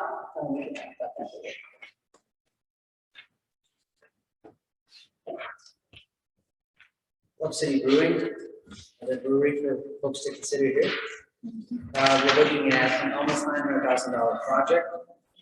The DRI funding request is 482. The percentage should say, this is not listed directly, I apologize for it. We were kind of pulling these all together at the last minute as we're talking project sponsors. That percentage should say 53, 54%. And so they're going to have to come down on their DRI request. We'll go back to that. This is a building that's obviously it's been visible, it's been vacant for a while, 10 years. And so the project involves not only reactivating the building, but they want to reactivate the space around the building and produce an outdoor beer garden, which I'm assuming is allowed. We have not gotten to that spot yet. And so there's some beautification of the overall area in addition to the building. They are looking at 3 jobs. They do have a site plan review that has been approved. They've done their site plan review that's been approved. They've committed their equity sources, and they have their preliminary project plans and estimates in place. They have site control, and they are projecting a project completion in 2023. This is something, again, that I think the public has expressed a lot of support in for additional entertainment and eating and drinking places downtown. We're running a little behind on time, so we're going through these. The next piece that we need to discuss is imperative for moving forward. This is a public art fund, looking to capitalize this at about $200,000 and to install, to commission public art, so local artists that would be installed in public places, or it could be on private buildings with private property permission. You could read this at your leisure. What we're thinking about is an idea of maybe sustaining this through some developer infused funding. So if they work with the city and the planning board, maybe a portion of their fee could go to help sustain this public arts fund. We're looking into literally the legality of that right now. So, but the idea is we're trying to figure out how to sustain this here in Grand as well. Article 15 is the Downtown Business Fund. As I said earlier, the minimum project size is an ask of 100,000 DRI, but we want to be able to serve smaller businesses, smaller property owners. So the Downtown Business Fund is set up to do that. This would be a fund that would be administered locally. The ask is for $600,000 of DRI money. The city would contribute $400,000 into that, so a total of $1 million would be available in the Downtown Business Fund. We'd have a local administrator. They would take applications from small businesses and property owners to do renovations. You'd establish some guidelines as an LPC that you would hand off to the administrator. We would envision that the business owner would have some match that would be determined, but we would assume at least a 25% match as well for their contribution to the project. And we can set up parameters based on what you want to see. It could be interior renovations, exterior renovations, it could be facade, it could be building, it could be equipment. There's a bunch of different options that we have. It's been done a number of different ways. We'll discuss that later on and get your feeling in terms of what direction you want to take. I'm kind of moving things along here. The upstate copy is project 16. This is booklet. We've got Web City here. Skip one more page. It's updated. upstate copy. We also had to change all the numbering at the last minute too. Very confusing. And we still have to change a couple numbers actually. All right, Upstate Coffee, this is a white label. If you're not familiar with it, they actually produce products that are labeled, so somebody else's label goes on, right? They're already in operation. They have a couple of products. One of them is a CBD K-Cup. Actually, that's something that's not in the market right now. They're looking for a $1.7 million project to expand their operations. This would be at 34 West Fulton Street. And they're looking for a 16% DRI funding request at $280,000. They would use the money to purchase additional production machinery and equipment and additional inventory to keep their business going. And they have committed to 13 jobs, and they say pending the contracts that they're negotiating right now, that their job roles might actually go up an additional 20 beyond that, depending on how the market works out. So certainly consistent with the idea of economic development. Mike, did you say the total project was 1.7? Yeah. That's what they listed, yes. And they're asking for 280,000 Yes. from the DRI. Yep. Next slide. This is, we went to the senior center and had a delicious lunch of grilled cheese and toasted cheese and tomato soup. We got to see the facility firsthand. They have some grants at hand to renovate the facility. They are looking for this DRI to renovate the roof, replace the HVAC units, and then repair the parking lot and install some green spaces around the senior center. They are looking at energy efficiency requirements too, to do that. The project cost here is $318, and they're looking for $281 approximately, so 82% funding cost. It's a nonprofit. The slip sheet, discusses their role in the community, which is, really vital to so many different people. 17, 18 is kind of a feel-good story. I'm sure many of you remember Cravings. They opened in 2017. They closed during the pandemic. This project is to relocate them from their original location, well, to reactivate the business and then relocating in a different location. The building that they're looking at is currently vacant. They're looking to rehabilitate it for $343,000. They're asking 30%, so just over $100,000. They're looking for micro enterprise grant as well as co-funding. They have 3,100 square feet for commercial use. They're looking some interior changes, but also preparing the outside of the building. And I think that'll be definitely contributing more to the neighborhood with some improvements to the outside. The one thing I will mention about this, and again, all of these ones are under development, all these ones we're talking to, site control has not, we understand at this point, site control is still under development, which means to say they're not title owners. We're trying to understand right now where exactly their rights are. They obviously have to have site control for them to be funded. So 19-year packet upgrades in the American Legion. This is approximately 3 blocks north of our DRI boundary. So we will we'll discuss that in a moment in our working sessions with you. But the project as proposed is to bring in some handicap accessibility to the building. They want to make available to the public some of their spaces for various events at a lower cost of perhaps other spaces that we would rent the events. And they're also looking to enhance the outside of the facility with some seating areas and renovations to the grounds to give it a more appealing look. This is a smaller project. This is 120, and they're looking for $100,000. And so that meets the minimum. This is an example of a project that could also go into the business assistance fund that Michael spoke about too. Okay, project 20. One of my very favorite buildings in Gloversville. This is 2-10 South Main Street. Right now, the second and third floors are entirely vacant.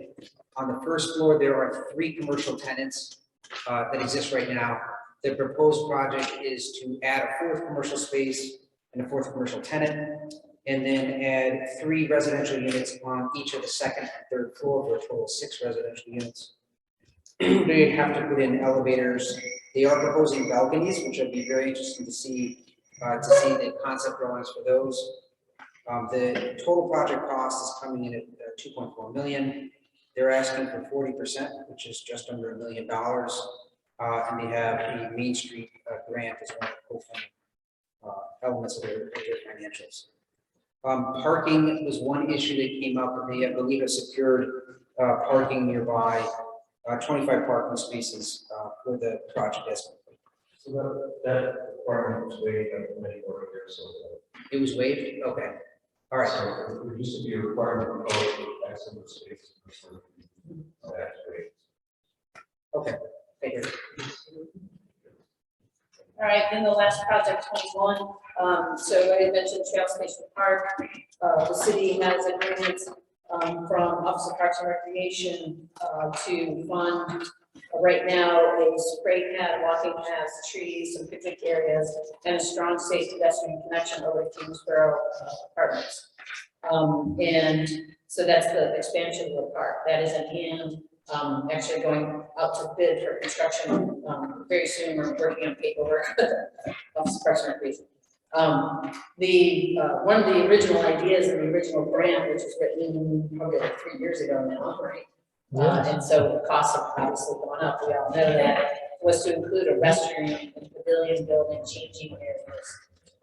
So the current grant that the city has, there isn't enough money to do that building as well.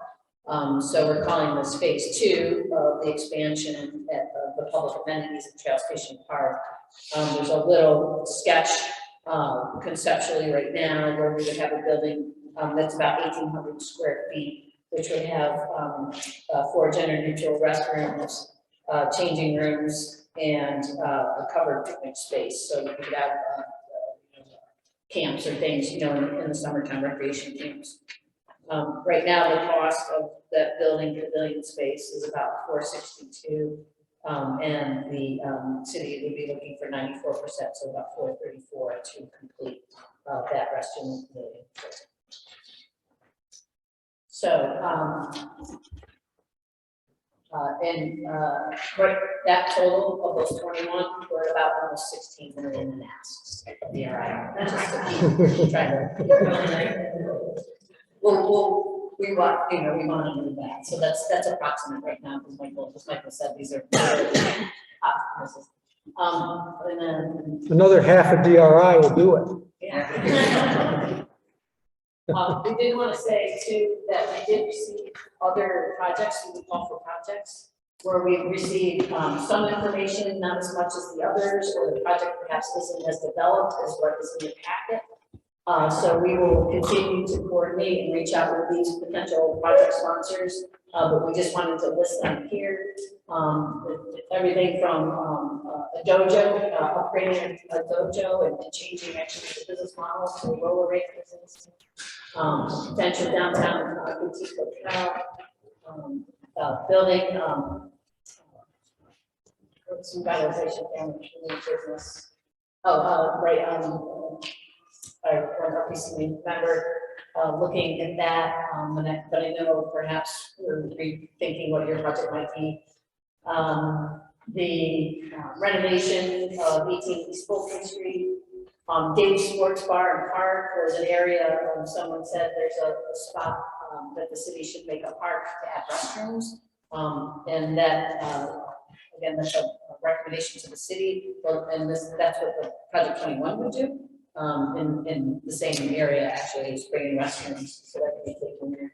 Our space, which is another LPC member looking at space for nonprofit, and I'm not sure. Then Marcus, I'm sorry, Marcus should be on the last one.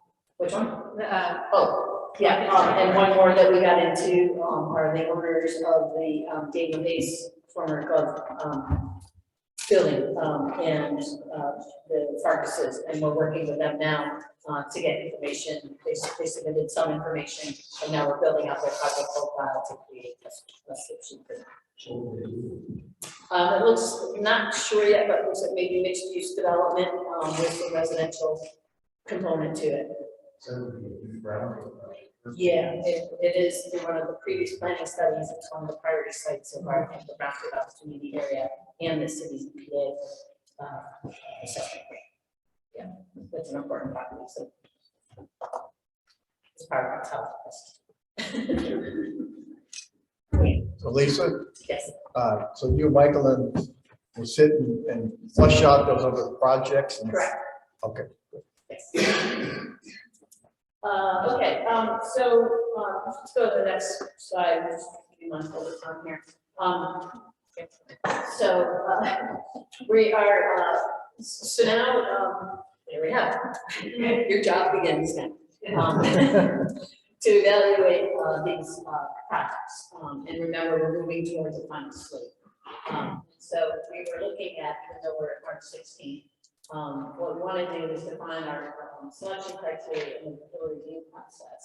And as we said, we're going to get, we'll have a public event, so members of the public will be able to see the projects after they've been vetted, as Ron just described. That will be that for the next open house where people will be able to see everything that we're seeing, they'll be able to comment. After we get the public input, so we have your input, we're continuing to get information, we have public input, we'll come back together with you and then evaluate the projects again, just based on more information, based on public input, et cetera. And then we'll look for a list of potential projects probably by late April, early May. Again, we're not prioritizing projects. Your job will be to identify a slate of projects, totaling around 15 million, so a little bit above the 10 million.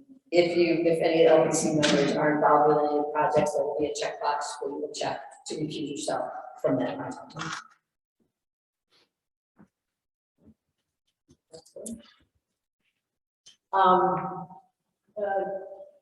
We can just go back up one minute. I guess where's the boundary? I saw the boundary. Go forward, two more. Go forward, two things.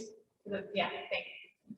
So we will talk about this with you as well, but something to be thinking about if we did have one project come in outside of the DRI boundary.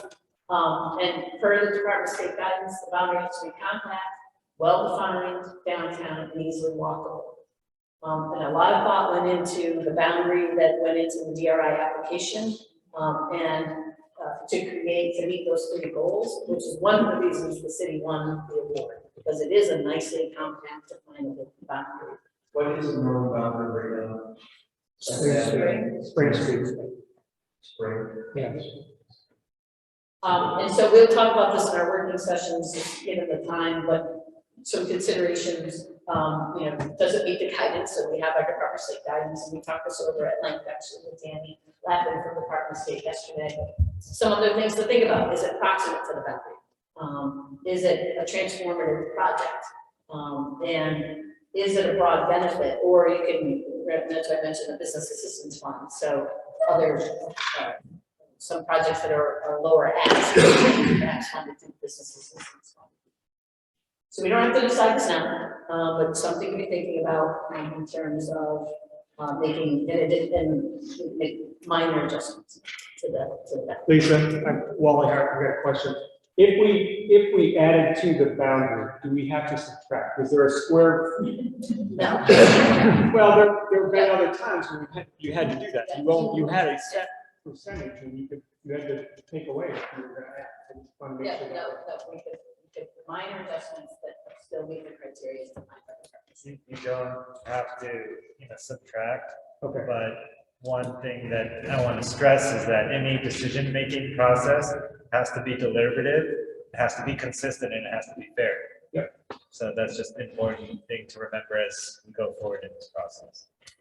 I mean, I will say that as a member of the council from the Regional Economic Development Council, the first 2 applications, at least the first one specifically, was so spread out that the council said no right from the get-go, and that was this probably the first year was the strongest, but it was just so spread out that they said this is not going to meet the goal. It's not going to be transformative in a compact area. So it's just something, you know, we're not talking about that big of a difference with the application you have, but it does change. Next slide. Oh, that. Yeah. Back to that too. Thank you. Right, so selection criteria, we'll work with you on the exact criteria. We put together, based on previous work that we've done and what other LPCs have used, we put together just an initial matrix, basically of how you might think about scoring it. And then we'll get your input on that.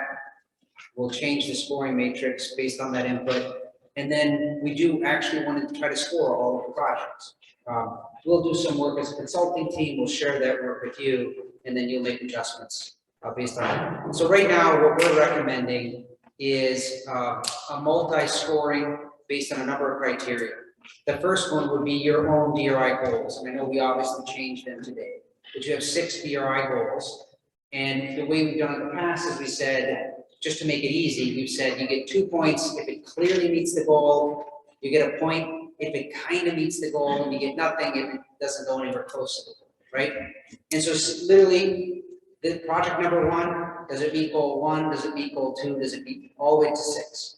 The state also has 7 goals that are enumerated. We have it in your packet here as well. But desirable downtowns, attract new businesses, enhance public spaces, grow the local property tax base, and so on.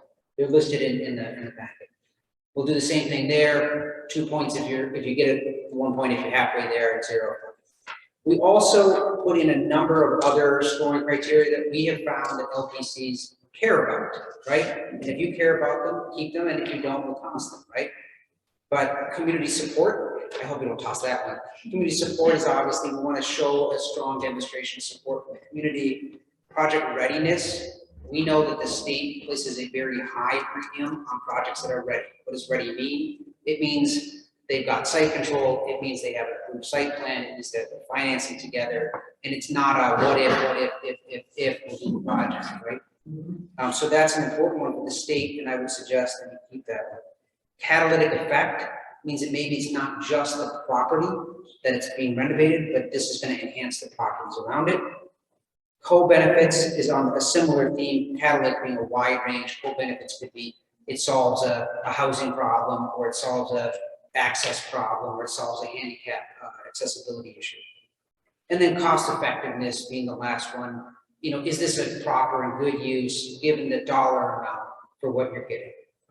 So those are what we're suggesting. And again, you'll have a chance to have input and make decisions about if that's what you want to do, and then we'll help you score the projects individually. So, any questions on that process? The spreadsheet gets bigger. Yes. 2 items. 3? So what we'd like to do is between March 30th and April 13th is to work with the LPC in what we're calling working sessions, where we will, you can see that we're still gathering information. Michael said, you know, we have to reach back because it's 43% of what have you. And so we would like to discuss having that with you.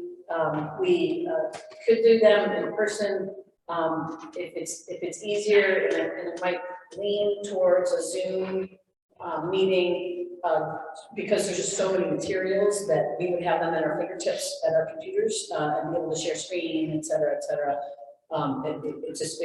It helps us be a little bit more nimble to share information with you.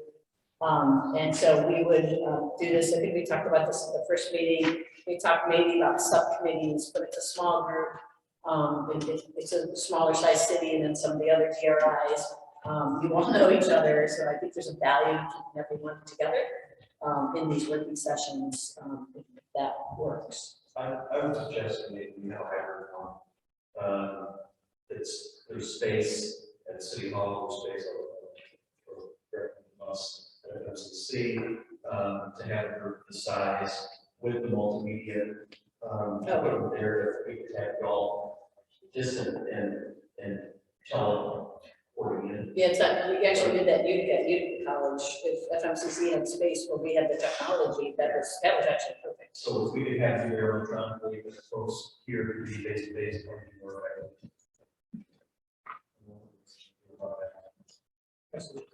We also have a public library. Those public libraries have training room. Starting with those, they start with the sixties, so usually. Well, this is just the LPC sessions in our SLT. And we have the smart city, we connected to computer and so. Yeah, the family counseling center as well too, just did a complete building over there, which is, What's that? the family counseling center, great facility. That's your second floor? Or at your building? No. Oh, okay, so we have some options, we'll figure that out. We'll work with the mayor and James and Wally, will reach out to those offers, thank you. Time of day that would work with people, these would probably be 2 hours, I think? Probably 2 hours. Nobody wants a 2-hour Zoom meeting, we gotta have it, right? So probably be, I don't know how many times, 3 times? Sort of up to your tolerance if we want to, we've done it different ways. If you'd rather do 2 long sessions or Sure. 3 or 4 shorter ones, yeah. And we could schedule the first one at 2 hours, see where we're at. Or we could schedule the first one at 3 hours, see where we're at, and then continue on. I think once we schedule the first one. Yeah. Yeah, that's, you want to do things first thing in the morning, midday, end of day. For me, first, either early morning or 10, maybe next day, 3 o'clock there. We could do 8 to 10 before people start their workday, or 3 to 5. Either one works. You know, I prefer a couple mornings. Does the morning not work for anybody? Okay. Our biggest issue is that I'm going to 8 to 6, 8 to 6. I didn't schedule that meeting for you as well. We'll have a virtual option too, so you can turn that. I mean, all DRI meetings will have a virtual component. So people, will have like that kind of setup where if you're. For the LPC. Yeah, for the LPC, but just in general, all DRI meetings, like, like the working session. including the working sessions, they'll be like virtual. Because Because of the conversations that, they're sensitive conversations. Yeah, with LPC work sessions. Because we've had that issue where people had to travel as well. And we do know, I know, IAS brought up all translation issues. Are you okay with this format? Do we need to? No, I'm okay. Okay. And that was, sorry, the broader offers of DOS, this came up that for public and for LPC, DOS has some translation services. So we just wanted to get a heads up ahead of our next public event too. If you feel that we should be translating some documents in specific languages for the community, and then that offer extends to you as well. If you'd like some documents translated, we can start the ball rolling with DOS and see if we could get something arranged. So that was a question to the group on what languages we might want to consider. And you can email us that too. I didn't know if DOS had this. It's supposed to be translated to Arabic, Spanish, and Mandarin. Great, okay. I know we have this.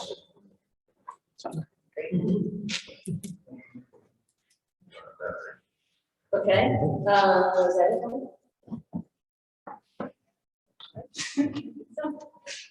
Yeah, we just want to get to these calendars basically. So I'd say we maybe set up the first, but set up some other ones, and then if we cancel them, we cancel them. But You want to jump right in on March 30th? Does that work? That's a Wednesday, I believe. Let's pick our first time while we're together. I like the 8 to 10. Okay. So, I'm just gonna grab that. This is the easiest thing to plan something without me.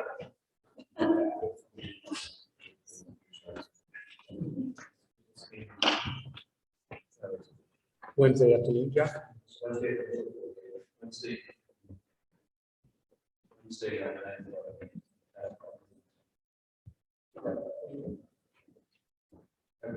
Anybody else, can anybody else do the afternoon on the 30th? If we stick with the 30th? All right.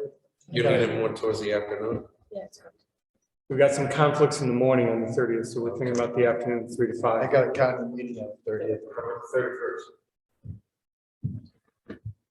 That's Morning or afternoon? Morning would, that would work. For me. Morning. let's go morning. On the 31st? Yeah. 31st, Tuesday. so 8 to 10. Yep. We'll I figure think that out. we'll let you know. I think we'll talk with you and others and figure out. Try second one. Yeah. All right. Do you want to then Just the do? library. I think we need 2 weeks. with you? Well, for us to go back to projects and come back. 2 weeks. I think it'll take us 2 meetings to get through all the projects. The first round.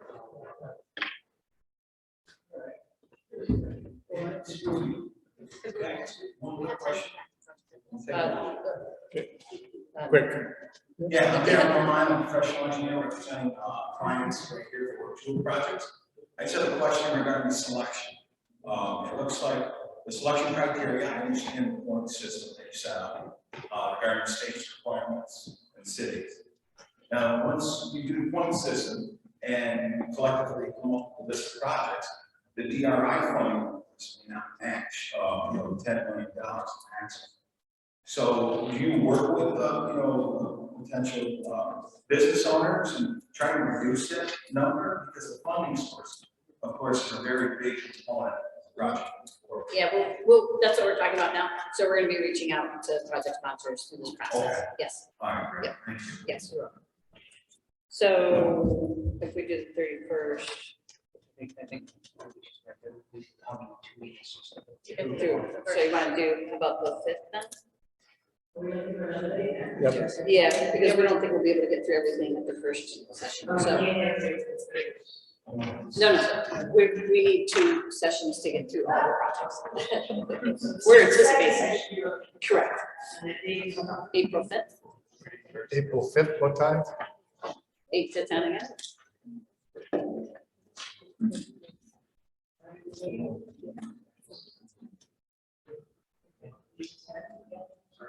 No, good. I Can't can't. do that. 6, we have to move our BOA meeting, or 7. We're 6, we could, do you want to try to keep it BOA on the 6th and try for the 7th? Yeah. About 7? 7th, April 7th? The 7th, that's you have a Brownfield Developer Summit planning. Oh, right, right. That would That be Friday, you okay. just want to do 2 days? Flora's birthday. April 1st? So maybe go back to that. So the 31st and the 1st, back to back? First. So we're going half, let's say we're at the 10 and then the next. Start presentation report. So at the library, That's great. Friday morning. Friday, what we're talking about, the 1st on the morning? First is Friday. Okay. Yep. Yeah. Okay. All right, and then we'll, on the 1st, we'll figure out our next. Yes. Yes.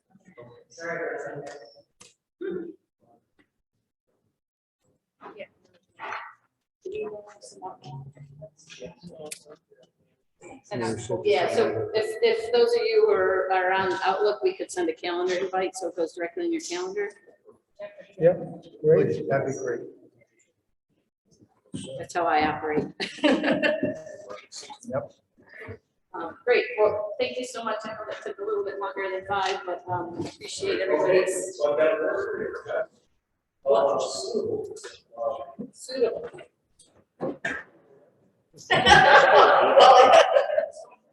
Mine are there, comment cards.